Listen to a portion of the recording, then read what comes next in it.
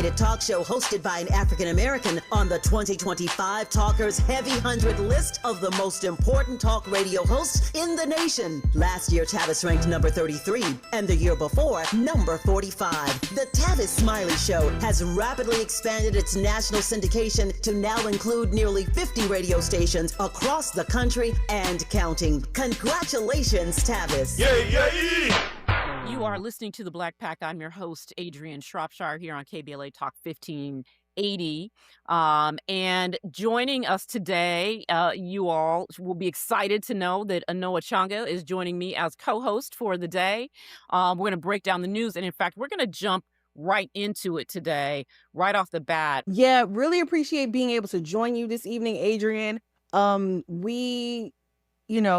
Earlier this morning, I know we were chatting about this, but we woke up, most of us woke up to the news of the arrest of Black independent journalist, Georgia Fort, who's based in Minnesota, and Don Lemon.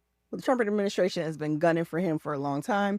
But, what we're really seeing happening, and Georgia was released at least, and I know, as of the time, Don Lemon, Georgia was released earlier this late afternoon, Georgia was released earlier this afternoon. And so what we're really been seeing, though, these arrests and the targeting, because, again, their arrests, allegedly, according to the DOJ, are based on their coverage, from their coverage as journalists, Black journalists, often bearing the weight and taking on the role of being truth bearers and witnessing history, right, and elevating our stories. And so they were covering the church protest that has gotten national attention in St. Paul.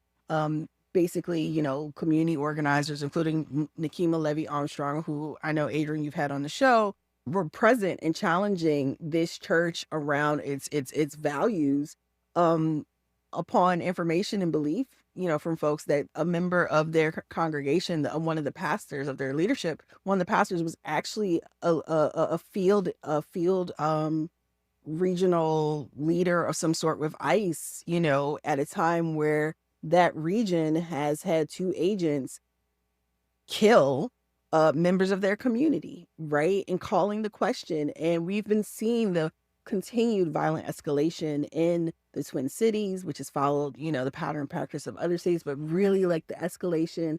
But for Georgia and Don Lemon to be among those, snatched up by this government, and it's not just yes, there's a chilling effect on freedom of the press, but it's something in particular about attacking Black journalists, and particularly Black journalists who have spent their careers, highlighting, everyone talks about Don Lemon right now, but Georgia Fort is a 17-year veteran. She's Emmy award-winning, a local journalist in the Twin Cities area. She is, has her own outlet, has been a TV anchor on local news. I mean, Georgia is someone who has been bearing witness and standing firm and calling the question. They both have, but I'm talking about Georgia, because I feel like I don't want to see Georgia, and there were other people who were arrested alongside with them as well, but I don't want to see Georgia get overshadowed because Don Lemon has, the big name. And we gotta make sure that we are recognizing, highlighting, putting eyes on people, because we are dealing with a government that is disappearing people. And a lot of folks were like, oh, that doesn't apply to me because I'm a citizen, or I do this, or I'm not a part of that. And it's not that, because when we're talking about what happened, we're talking about freedom of the press, right? It's not just freedom of speech. Freedom of speech is extremely important, but freedom of speech and freedom of the press are both named in the Constitution, in the First Amendment of the Constitution. And they're there for a reason, because of their utmost importance. But what we know as Black people in this country is that no matter what the paper or the letter of the law says, we know there's always a different standard when it comes to us. We know that our rights and freedoms have to be, nonstop. We have to be diligent, determined, focused on making sure that they are actually upheld and adhered to. And I think we have some audio from Georgia when she was released earlier speaking. As I reflect, as a journalist who has worked in media for more than 17 years, I leave this federal courthouse today with one question. Do we have a constitution? Or not?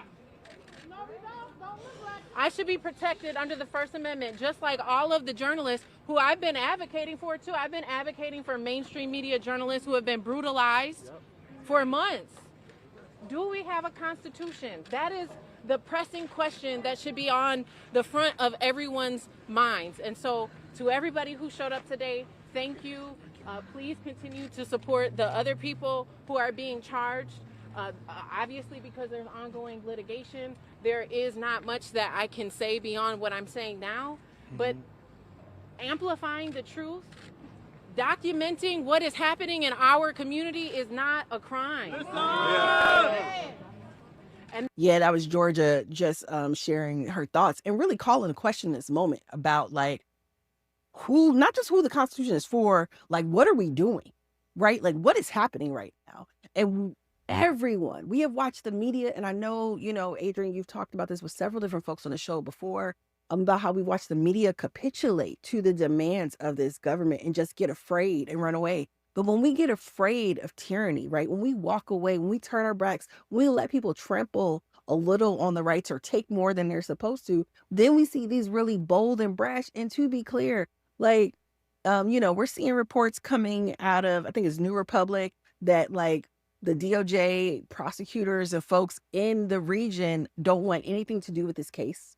And I think it's in Minnesota and LA because they're just like, this is ridiculous. You know, there have been tons of press freedom statements that have been released today, you know, calling out like, not only is this, you know, highly irregular, extremely unprecedented, but even in situations where government authorities have tried to prosecute journalists for covering like protests or actions on private property, it's usually handled under state law, right? And ultimately, in almost most of the cases, journalists have had these things thrown out, right? Because the freedom of the press and the First Amendment is protected. Yeah, Adrianne, I mean, I just think like, you know, the more we get into the rest of the conversation, you know, in the show, people really need to be, you know, thinking for themselves, like, how do I tap in this moment? And maybe it's not for everyone to be out there. I definitely understand the concerns folks have. But when we're talking about our rights and freedoms, when we're talking about the very fabric of what's supposed to make things, quote unquote, great, right? That nonsense. We're really like reminding ourselves of what it means to stand firm 10 toes down on self-determination and the collective will of the people and helping us move forward. So I know we got a lot to talk about, but when we come forward, we're going to get into more of the conversation with President and CEO of the NAACP, Derek Johnson. This is KBLA Talk 1580. You're part of the Black Pack with Adrianne Shropshire on KBLA Talk 1580.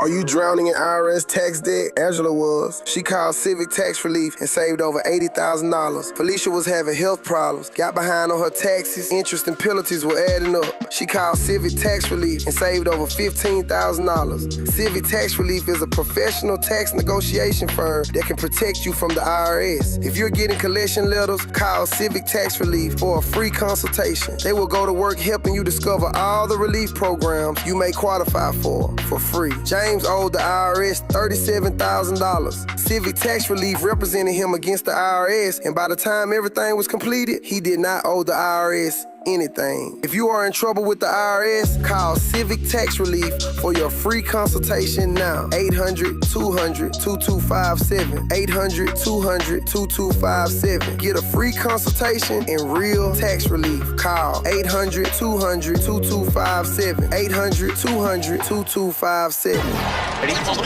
Drop it! Hey, KBLA delegation, you know what's better than laughing? Laughing while celebrating the legends who made us laugh in the first place. KBLA Talk 1580 is proud to present our annual Black History Month luncheon. And this year, we're honoring comedy greats, trailblazers who broke barriers, and funny bones at the same time. You had to grow up early when we was growing up because your parents were sent to the store to buy. You was too young to buy. I want you to go to the store, get me a fifth of gin and a pack of cigarettes. Mama, I'm two, they ain't gonna let me have that. Here, take this note. You be a little boy walking down the street with liquor and cigarettes. And your neighbors be going, that's a good little boy right there. We need a little levity right about now. now. So we're rolling out the red carpet for comedy royalty D.L. Hughley, Melanie Camacho, Earthquake, Lunel, Dion Cole, Martin Lawrence, and a surprise guest appearance. It's going up Thursday, February 26th in downtown LA at the Grammy Museum. An unforgettable afternoon of stories, celebration, and yes, plenty of laughs, because let's be real, these legends don't just tell jokes. They have changed the game, opened doors, and made history while making us smile. You gotta go to child support court. You gotta get there real early in the morning. You see brothers going into court. You see them come out 3 hours later. I can't pay this. Let me talk to you, baby. Please, let me talk to the witness, Sean. Let me talk to the witness. Brother be working for 3 weeks, get his check is $43.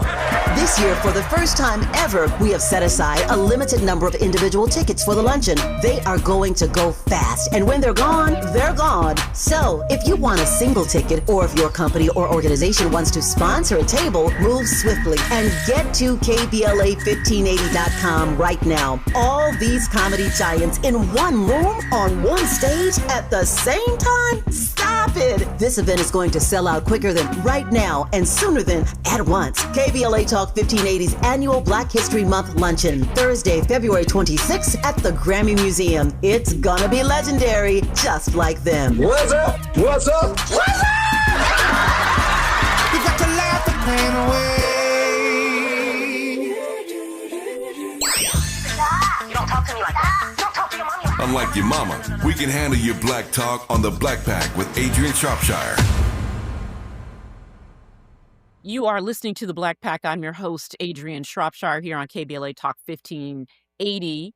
I guess it's no longer breaking news. I want to say breaking news, but it's not, that the Trump administration continues to escalate in terms of its attack on the First Amendment, in terms of its attack on journalists, its attack on activists. We saw journalist Don Lemon arrested here in Los Angeles, and also Georgia Fort, an independent journalist in Minnesota, was arrested as well. In addition to activists, all stemming from the protest that happened at a church in Minneapolis a couple of weeks ago. And so I wanted to get some thoughts on what this means, and am grateful that we're able to be joined right now by the national president of the NAACP, Derek Johnson. So Derek, thank you so much for joining. It's a I know y'all are busy because it is a rapidly moving news day. So thanks for joining. No, thank you for the opportunity. So let me get your take. I mean, the Trump administration earlier in the week attempted to look like maybe they were pulling back on the intensity of both the ICE presence in Minneapolis, right? They got rid of Bovino as if that was supposed to mean something. They put Tom Homan in place to sort of dress up this sort of, no, we're just bureaucrats trying to solve a problem. But this sort of escalate. This is an escalation. So arresting journalists for doing their jobs, for exercising their First Amendment right, and arresting more protesters, right? Because they already arrested folks for this protest at the church. But just your thoughts on this escalation, particularly targeting independent journalists. Well, it's on brand for this administration. They always create big news headlines Thursday or Friday going into the weekend. This will be the topic of discussion for the next 4 days. Much of this is to distract from this bad economy. The promises that he made during the campaign, he is not following through with. The price of bread is going up. White farmers, his base, they are in distress in terms of their farms and their agribusiness. We recognize that the Epstein files still have not been released, and that's still pending around there. He just filed this crazy lawsuit against himself to try to get $10 billion, and he's seeking to negotiate a settlement, I bet you around $2 billion, which is just thievery, no other word for it. So it's all a distraction. Let's mark that for a second, because I think that this is important. As we talk about how crazy the news cycle has been, if folks hadn't heard, Trump is suing the IRS for $10 billion for releasing his tax returns during his first term. Now, precedent would say that he should have released his own tax returns. That's what people do. That's what people running for president do, right? They disclose what their potential conflicts are. But at any rate, it was disclosed, and now he's suing us, the taxpayers, for $10 billion. So, yeah. So you think about it. It had Dom Lemon not been arrested last night, the headline news this morning would have been President sues the IRS for $10 billion. Right. Now the headline is Don Lemon has been arrested. Right. It is on brand for this administration to create massive distraction or distort information so they can advance bad policy, their thievery, or get people to take their eyes off the ball in terms of his tax policy and essentially the Epstein files. Everything goes back to me to the Epstein files. Is the Epstein files, and also it feels like it is an attempt to shift the narrative from the fact that y'all executed a white man in the streets of Minneapolis. And even your own base, even your own party was like, hey, we're not passing this spending bill if y'all don't pull rain ice in. And so now it's exactly what you're saying. It's like, okay, look, well, we arrested these Black people, right? We arrested these Black journalists. We arrested these Black activists. Y'all chase that story and not the one that's putting us underwater. To execute him in the street, broad daylight, on camera, they then put out a false statement as if an investigation was taking place, and those who were watching this execution didn't see what they saw. They then try to pivot it about his gun ownership, which he has a right to own, which then put him at odds with the NRA and Second Amendment advocates. And now they're trying to pivot away the narrative that he was some type of domestic terrorist that they have no evidence of. This administration is a total machine of destruction. Yeah. Their goal is not to govern. It is to take what they can and do so by creating a us versus us, citizen against citizens, or create so many distractions. I mean, I would have never thought that we would have tense relationship with Canada and seeking to take over Greenland. Right. You know, this is unprecedented in terms of all of the prior presidents that neither you nor I respected. This goes completely off the rail.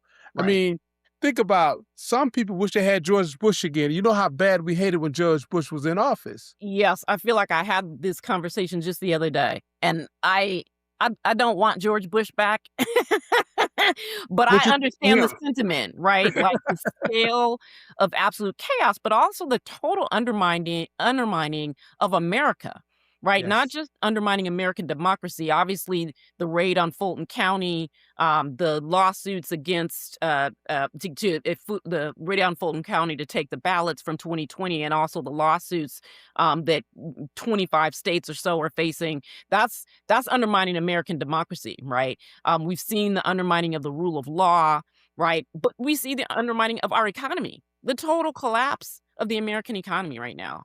So you think about Fulton County, it is less about 2020 and more about the database of voters and how they want their hands on that database to micro-target for vote suppression. Right. Has nothing about what happened yesterday. It's about what they're trying to prevent for November. And so we have to be all mindful of that. We are entering a lawsuit in Georgia. But they also tried to use the moment in Minneapolis, say we'll pull out of ICE if you give us your voter roll. We are filing a lawsuit there as well. We are in several of these lawsuits because this is about what happens in November, and they are afraid that their policies are so unpopular, the economy is so bad, and they have been so destructive, there is not a pathway for them to win the House or the Senate in November. Yeah, and there clearly is not when their own folks are turning on them. Yeah. And that, I mean, obviously the core of their base is not going to turn on them. But, people who for whatever reason were like, okay, well, we're going to go with him again. They're like, oh, maybe this was, or allegedly, because there's something about, like, there's not just economic anxiety driving people's voting decisions here. There's obviously other issues that people made their decisions based on, racism being among them. I would say race politics have been a predominant factor in our landscape for decades. And so if your fear message around race and othering supersede any hope message, then you win. Yeah. And unfortunately, their base isn't large enough, so they're escalating the race fearmongering to get votes. And I don't think they have enough runway to get any additional votes. Yeah. Christian nationalists are the KKK of today. Right. It has nothing to do with Jesus. It has Right. everything to do with white identity and white grievance. And Right. so when you see how that plays out, that's their base. That's only about 35% of the population. Right. It's Correct. the other folks who they fearmonger to death that then turn out and vote in ways in which now they wish they had not. Right. Well, I'm gonna turn our attention, although the one little point I'll make is about, when you're talking about white identity politics, it then, brings into stark relief those inside of the Democratic Party, strategists, the consultant class, who say things like, we can't talk about identity politics anymore, when the driving force behind the rise of Trump and Trumpism is in fact identity politics, and it's white identity politics. And those inside who make strategy for the Democratic Party seem to think that that is about talking about discrimination against communities of color. That's another conversation, I guess, for us to have on a different day as we head into the midterm elections. But I do want to turn our attention just for a minute, though, to back to Minneapolis and to Minnesota. I know that you were there earlier this week. In fact, you were there with Georgia Fort, the independent journalist that was also arrested late last night or early this morning, and talking to the branches, the NAACP chapters there, talking to the members of the NAACP about what's happening in Minneapolis.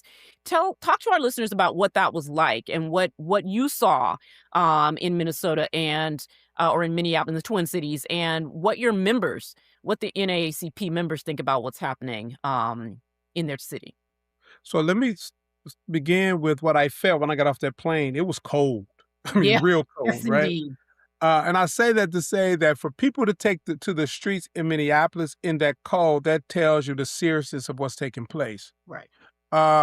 We had members from 3 of our branches, Minneapolis, St. Paul, and Rochester, over 100 people, closed door conversation. And it was a beautiful conversation because the organization we represent, not people of African American, but we are just the diaspora. We are a diaspora organization. And so I quite honestly started off with, we don't have any time for Black xenophobia against our people. Right. That when I walk out the door, or any of us in that room walk out the door, our opposition is the same, but they can't distinguish whether or not someone is from Chicago or Sudan. Right. And that we cannot play that us versus us process. Secondly, I really drilled down on all of the trolls that people are seeing on social media. It is always fascinating to me to see these trolls that will create an internal fight among us about stuff that's not even on the table, Right. as opposed to focus on the things that's in front, that's on the table. And then most importantly, I told the members and non-members that was in the room that we need to support each other's advocacy. Whether you're the person that went to the church or you're the person that's making and serving a coffee, that's a part of our resistance. And we have to resist Yes. in this moment. Yeah. And none of us have the perfect solution around resistance. So as many things I put on Trial Balloons put out there, some things are going to be a hit, some things are going to be a miss, but all things need to be a part of our resisting what is taking place, because if we don't, our quality of life, our freedoms will deteriorate before our eyes. Yeah. And the crowd was energetic, a lot of perspective. That's why I love the NAACP. We are all hues of our community, all walks of life, all social economic backgrounds. Yeah. We the deacon of the church, and we're executive and C-suites, and that was what was in the room.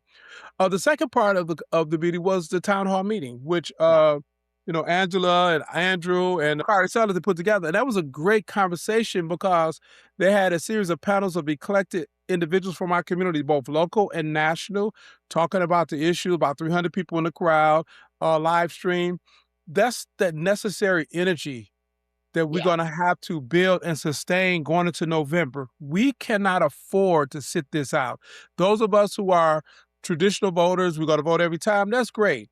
We got to go get non-traditional voters and get them engaged. But they're only going to be engaged if they see us doing something. That's me included. I have a title, but if I'm not doing anything, I'm not leading anybody. Right. So they have to see us with people in the midst of the controversy doing something. And that's what I got from that meeting.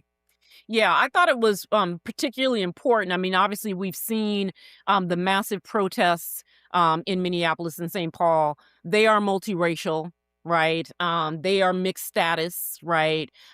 Folks who are immigrants first, folks who are first generation, and Black Americans, right? It also feels like as those broad protests are happening, and they are massive. I mean, I think it's the point you make both about how cold it is and also that these protests are massive should not be lost on anyone. The way that they have organized the patrols going block to block, making sure that families have safe passage, the way that they are doing patrols to protect the children at schools, the way that they have put together kind of a rapid response mutual aid system, right, to get food and other necessities to families who are essentially locked down, right, like COVID, getting all of that stuff to people. So all of that is hugely important, and we should be paying attention because I feel like each city they go to, the activist community, the organizations and faith based institutions, et cetera, are all evolving tactics, right? So I think about when it started here in LA, and how the response and the resistance has changed over time. But with all of that said, it is also really, really critical for us to be having this internal conversation. And I feel like that's what you tried to do with the NAACP members this week in Minneapolis, with the hosts of Native Land Pod, Angela, Andrew, and Bakari tried to do. We need to be having a collective conversation, and I know that many people are, right? But there are things that we need to be talking about, and also that, sort of thinking about what should we individually be doing? And I'm glad you raised that point. Like, if you can make the coffee, right? If you can make a grocery bag, make a grocery bag. But there's a role for everyone. When we come forward, we're going to dig in a little deeper. I want to into this question of what should people be doing right now. So when we come forward, more with NAACP President Derek Johnson. Stay with us. More of the Black Pack with Adrianne Shropshire on KBLA Talk 1580 when we come forward.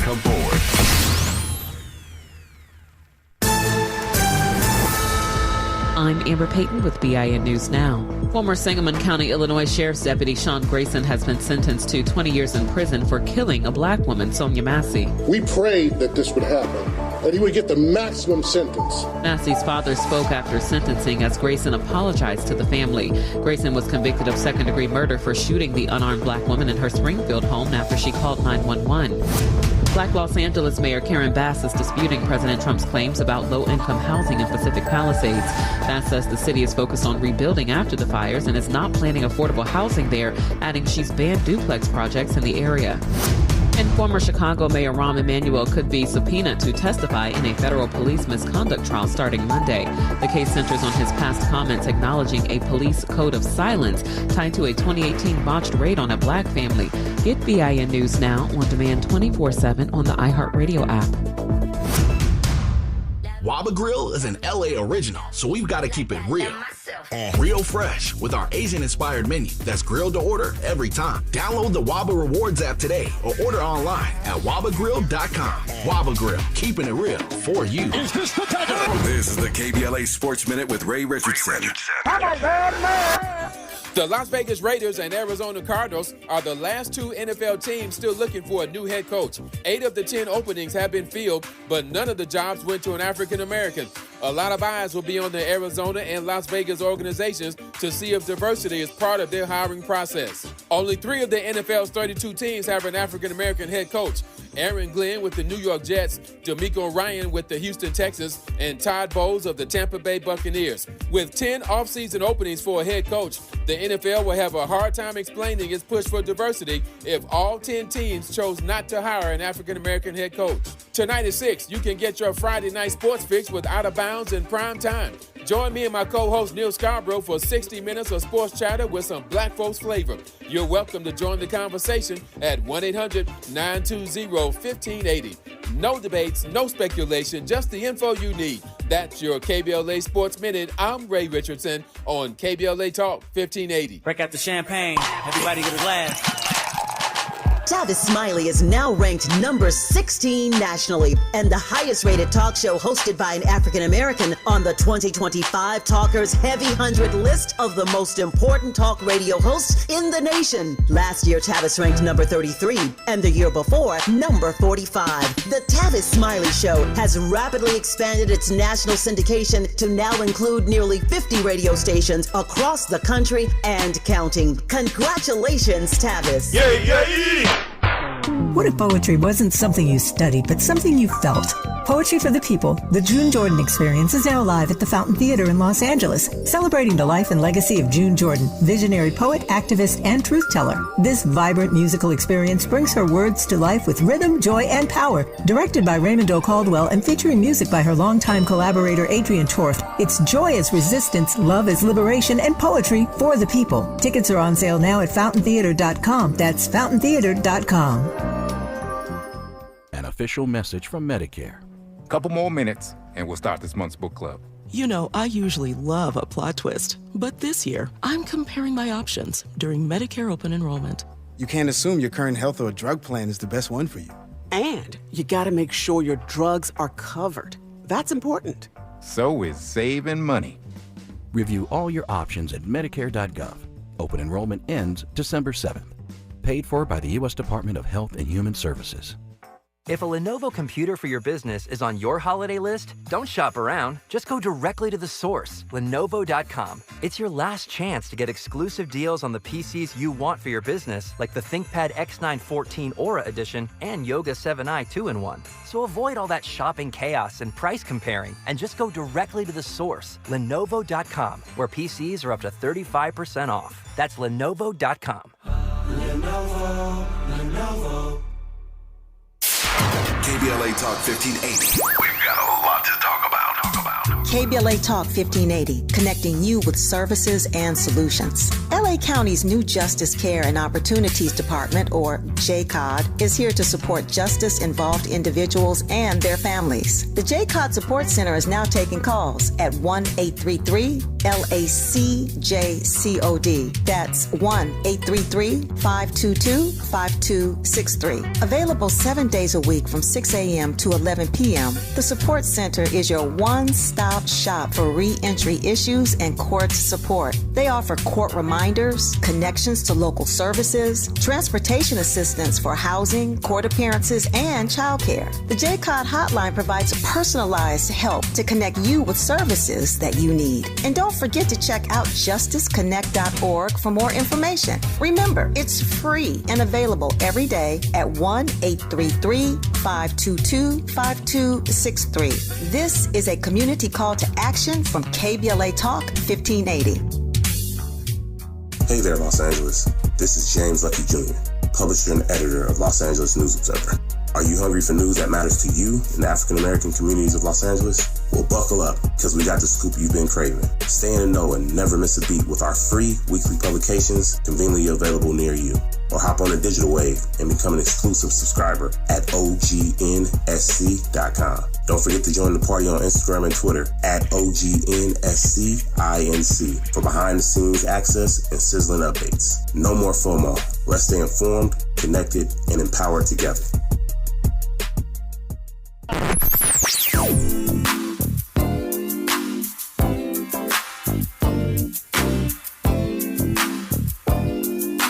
This is KBLA Talk 1580. Talk Radio. That's music to your ears. We're unapologetically progressive. KBLA Talk 1580. Let's get back to more of the Black Pack with Adrianne Shropshire right now on KBLA Talk 1580.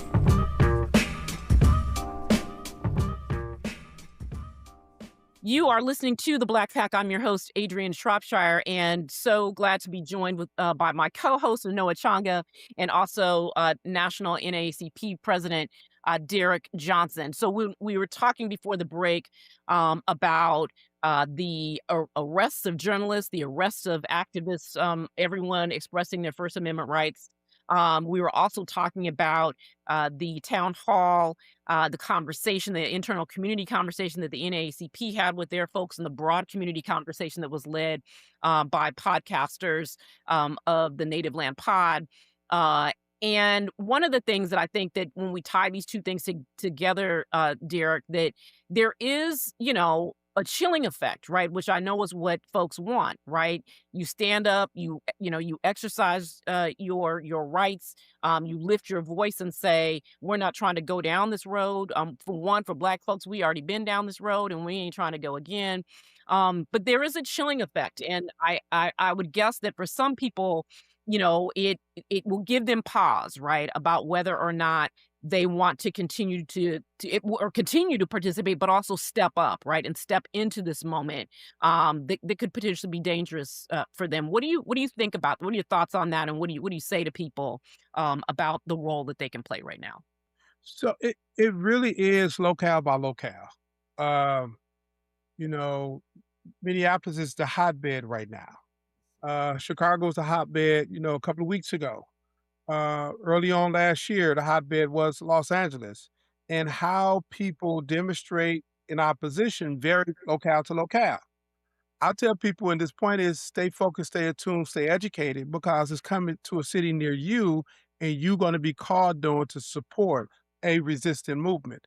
And so just stay focused and stay educated, and not allow people to distort what's really going on. They are stealing our democracy. They are trying to limit access to our rights, and they're trying to suffocate our freedoms.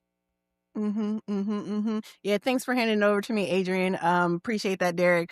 Just building on what you were just saying, right? Like, when just thinking about the location by location and organizations like the NAACP, which has like a very long and storied history in our communities and keeping us connected. Just like, we're coming up on the 250th anniversary, right, of America, and that's getting a really interesting sense of conversation about belonging and what is the story you want to tell right now. But as Black folks, we have always had that dual consciousness, right, and awareness of what the America really is and what the image that people try to purport. Like, how do we hold these two, like, in this moment right now, where it's very clearly, very plainly not the world as Black people are experiencing it, like maybe, Jim Crow and other times, and the world as white people, like they're colliding in real time.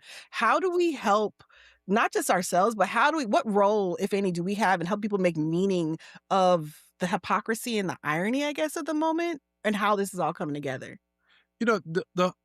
As Black folks in America, we've always felt and seen and experienced a hypocrisy. And I've gotten more calls from people outside of a community asking for input or engagement because it's been recognized. What we're witnessing now, although how it is playing itself out, is something we haven't seen before, but we have always seen in the Black community the hypocrisy. We've always seen in the Black community the lack of justice. We've always seen the Black community of individuals able to do things that we would never consider doing without maximum accountability or punishment. And so we need to just stand in our historical truth and persevere to the next space, because although we have witnessed and felt it, we've also prospered through it. We've also taken down systems that were erected to prevent us from prospering. And so I think we're in one of those moments. It's just a new generation that have never seen it before. They've read about it, but experiencing it and reading about it are two different realities. I appreciate that experiencing and reading it are two different realities, and we're watching in real time, the last few years, we saw the takeover of school boards. We saw, with the over a year now with the Trump administration, the erasure of historical figures, conversations, holidays being recognized by national courts, this attempt to erase us from the culture and history, which again is not necessarily new, but it is the experiencing of what we've learned of our predecessors. And so just shifting a little bit and thinking about the broader civic landscape, right? Broader political landscape, we have been also taught, along with when we talk about the irony and hypocrisy in America, we've been also taught that we have these three branches that are supposed to be co-equal of government, right? And the checks and balances. And we're watching the unchecked power and abuse coming out of our executive branch.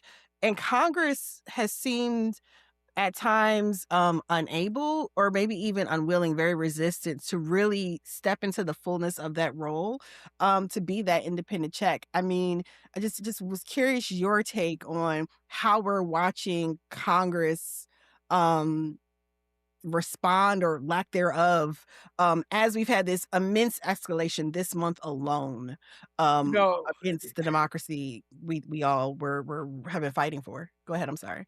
In a democracy, our vote is our currency. And in November of 2024, we didn't properly leverage our currency in a way in which we could have prevented a trifecta. So now they control both bodies of Congress, the executive office, and in large part, the federal bench. And with this Congress, they are complicit with what this administration is doing. They lack any political will or strength to hold this administration accountable. They have refused to step up in their obligation to control the purse string, so he cannot open the door and just let money rain out to entities that's not in the best interest of our country.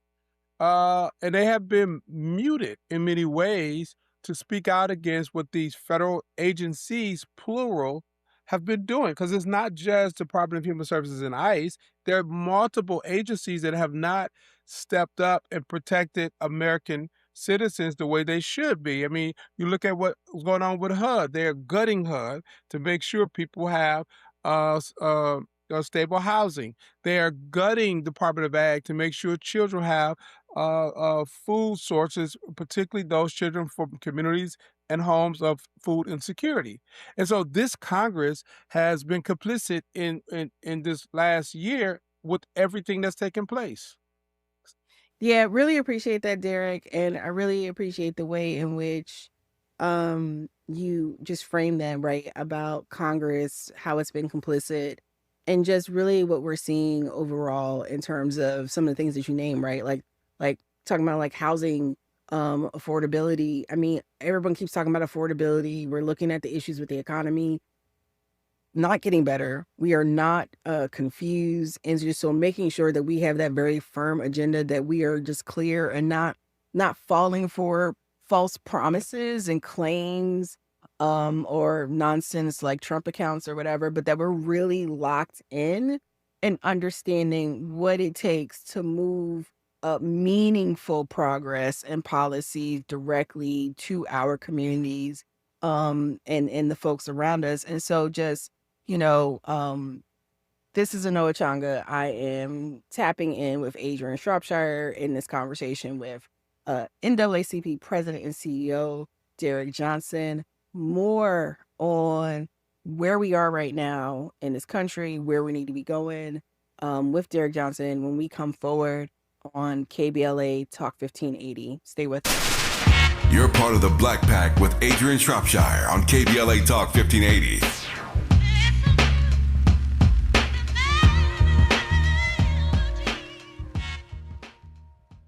We asked seniors how to prevent Medicare scams. My best advice, if you get a phone call, do not talk to the person. These people are well-trained. Don't talk to them. They don't know me. They're just trying to scam me. Don't be fooled. Hang up. Just hang up. Never give out your Medicare number. They're going to get your number to put in a false claim. If I get a call from someone, I don't pick up the phone. And should I pick up the phone and they ask for information, then I hang up. How do you detect Medicare fraud? Just like I check my credit card statements, I check my Medicare statements monthly. Scammers can get a hold of your number, order medical devices through your account, and you're not even going to know about it if you don't look at your statement. Check your statement every month. If you get your statement and you see something that you know you did not have done, you report it. Call your senior Medicare patrol. To report Medicare fraud, call the Senior Medicare Patrol at 855-613-7080. February 4th is Transit Equity Day. To mark the occasion, Metro is offering free rides all day on the 4th. Providing safe, accessible, and affordable transportation is a commitment Metro makes year-round. Learn more at thesource.metro.net. USC Visions and Voices invites you to the LA premiere of Major, an exciting new dance theater performance exploring the legacy of Majorette dance. Directed by award-winning choreographer Ogemdi Ude, Major combines music and movement to explore what it means to be proudly Black and proudly femme. Join us on Wednesday, February 4th at USC's Bovard Auditorium. Reserve your free ticket now at visionsandvoices.usc.edu. That's visionsandvoices.usc.edu. KBLA Talk 1580. We've got a lot to talk about. KBLA Talk 1580, connecting you with services and solutions. The Los Angeles Regional Food Bank is on a mission to fight hunger and provide nutritious food to those in need across our community. They partner with federal, state, and local programs advocating for better policies and funding for critical hunger relief programs like Cal Fresh, the Emergency Food Assistance Program, and the Child and Adult Care Food Program. The food bank works with coalitions and local representatives to make sure hunger is addressed in every district of LA County. They also run nutrition education campaigns, raise hunger awareness, and source nutritious food for distribution, all while supporting regulations that allow food pantries to operate safely. Want to help? Visit lafoodbank.org or call 323-234-3030 to volunteer or find a food bank near you. Together, we can ensure that no one goes hungry in Los Angeles County. This is a community call to action from KBLA Talk 1580. As a mom, comforting my family is what I do best. Vicks Vapor Stick provides soothing, non-medicated Vicks vapors in an easy-to-apply stick, and it dries fast, so there's no mess. I use it to comfort myself and my family. Thanks, Mom. Vicks Vapo Stick, soothing comfort for the whole family. And try Vicks Vapo Shower Max for steamy Vicks Vapors when you need more comfort for yourself. Use as directed. The new year brings new health goals and wealth goals. Protecting your identity is an important step. Your info is in endless places that could expose you to identity theft, leading to lost funds. LifeLock monitors millions of data points per second. If your identity is stolen, our restoration specialists will fix it, guaranteed, or your money back. Resolve to make identity health and wealth part of your New Year's goals with LifeLock. Save up to 40% your first year with promo code NEWS. Visit lifelock.com. Terms apply. KBLA Talk 1580. We've got a lot to talk about. KBLA Talk 1580, connecting you with services and solutions. If you need help getting your resume in order, finding job training, or landing a job, we've got 3 great options for you. First, the City of Los Angeles has WorkSource centers across the area offering free job support. The California Workforce Development Board can help you with everything from GED prep to vocational training at no cost to you. On the federal level, the Department of Labor's American Job Centers offer a full range of services for job seekers and businesses alike. Visit careeronestop.org, or for more info, just call California's Help Center or visit cwdb.ca.gov or call 916-657-1440. For the City of Los Angeles programs, go to ewd.lacity.gov or call 213-744-7300. All these services are free to help you get your next job. This is a community call to action from KBLA Talk 1580. You don't talk to me like that. You don't talk to your mommy like that. Unlike your mama, we can handle your black talk on the Black Pack with Adrianne Shropshire. You are listening to the Black Pack. My name is Anoa Changa, movement journalist and sometimes contributor to the show. And I appreciate Adrianne for letting me tag team this episode with her. Tag team the show this week and get in on this conversation. We are joined by Derek Johnson, President and CEO of the NAACP. And, Derek, I almost feel like I should be calling you Mr. Johnson. My parents have definitely raised me right. But we have seen so much, right, in like the last 30 years or so. We've had a lot of conversation about the need for the bipartisanship, right? And particularly when Democrats have had whether they've been in control of, when they've had a trifecta, when they've been in control of the presidency, either one of the houses of Congress, there's always been this focus on bipartisanship within the Congress and not consideration of what's the broader public, the people at large are needing. But we see that break down, right? When it's on the shoe on the other foot, like, what is the answer? Like, what should our congressional leaders, are they supposed to be trying to find consensus amongst each other or finding a way forward for us? All depends on the agenda of those who occupy those seats. We have learned that the conservative members of Congress, some of them are Democrats. They're there with an agenda that's inconsistent with the people they're representing, and they don't care because they get elected back to office. And so we have to muscle up our skills to address those individuals who are in Congress as much as people who are conservative, who are Republicans. That's why Black folks we have to understand is that political parties are vehicles for agendas. They don't define our agenda. And as a community, we need to define what's in our best interest, and then we select which vehicle can get us closest there. Neither vehicle's going to get us all the way there. What's going to get us closest there, and we drive it. And so I don't get caught up in a partisan conversation because it's a red herring. The real question is, what agendas are at the table, and are those agendas for you, against you, or can be used to enhance where we need to go? And then I really appreciate how you frame that too, right? Like the partisan isn't the issue. It's more like, who are the agendas and how do we move? How do we as Black folks, right, interrogate going forward? Because a lot of the conversation does fall around as if it's this party and that party or whatever, not necessarily, like you just said, agendas. How do we like realign our political awareness and understanding about how to move as we're engaging in these systems? The prior administration after George Floyd, we've seen tremendous momentum. Like for the NAACP, for example, we zeroed in on closing up Black wells, but not from a theoretical perspective. We said, okay, what is the main inhibitor of growing wealth? What is debt? And what debt is that? It's student loans. So let's zero in on addressing the student loan crisis. And we were able to do so successfully by targeting student loan forgiveness for public sector workers, which is the largest employer of Black folks in the country. Well, we got that, which opened the door for a whole new generation of homeowners and entrepreneurs, because now they're credit worthy only for the interest rates to go skyrocket.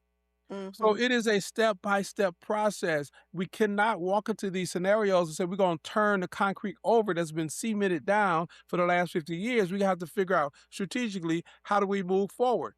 If we have an opportunity to gain control, Black folks, in terms of influence of governance, we shouldn't put back in place what has been torn up, because what's been torn up, some of it was imperfect for us. We need to be talking about, okay, how can we make it better as we rebuild it than it was before it was tore up? And then, just as we're wrapping up, like, where does that responsibility lie in terms of helping people understand? Like, we always, there's a lot of like, people need to show up and people just should have voted, right? That's the thing. We have organizations like the NAACP, like Black Pac, like we have these different organizations that do this work, but where is the balance? And we have some elected officials that do move agenda or are committed to move an agenda that benefit. But how do we strike a balance in like how we make sure we get the critical mass of people thinking along the lines that you're saying is what helps us move forward? It is perfecting the platforms of communication that exist now, right? Those are social media platforms. At one time, it was Black radio, right? We're fastly moving away from the Black radio as the platform, and it is social media contact because it's a super spreader information. And we're learning, in some ways, perfecting it, but now how do we perfect it and then add in substantive narrative that's less than 2 minutes? That's really, really important. The fact that our children are our captive audiences with content that we have no concept what they're consuming, even if we take their phone, we have no concept what's there because the algorithms are advancing as fast as we can take their phone and shape shifting. We have to figure out how do we get in front of this to begin to communicate it.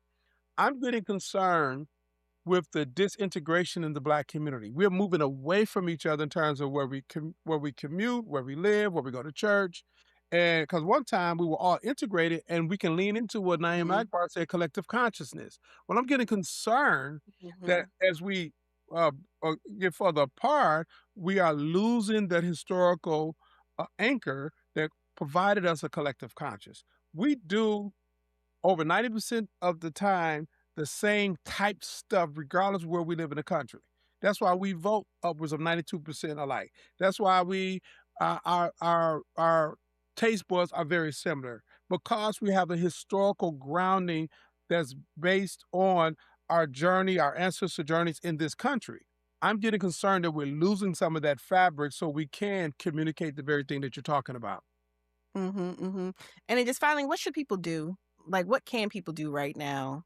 I know folks are kind of like, it's one thing after another when we're watching the news, when we're looking at our email, text messages. What should people be doing right now? Last year, when we realized we're going to have a new administration, I said they're going to throw everything against the wall to have us distracted and also to try to exhaust. Stay the course, stay focused. We got in this scenario because of the election. The pathway out is the November election, unfortunately. Some people don't like to talk about, well, elections ain't everything. Well, hell, that's what got us here now. Because through that election, it opened the door to the folks that are in office. And we can't change anything unless we get a new set of individuals in office to either hold this administration accountable and begin to reverse all the bad and the harm that has been created. All right. Well, I appreciate you. Excuse me.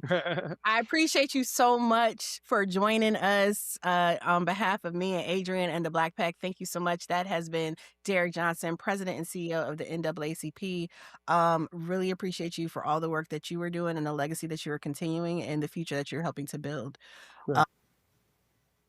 Thank you. Really appreciate you again, Derek, for being in conversation with us.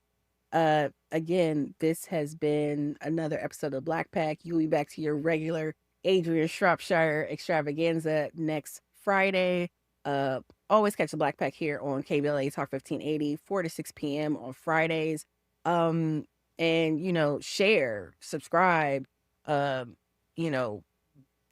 the clips from KBLA on social media as well, and Adrianne as well on Instagram and Blue Sky or wherever you are, because as we were talking at the top of the hour, we need to make sure that our people, we are getting good information from good folks and just uplifting these good conversations that spread in the word. KBLA 1580 Santa Monica.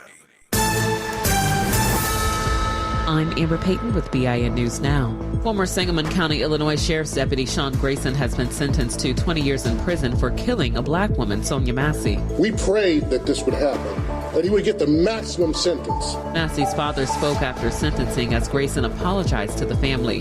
Grayson was convicted of second-degree murder for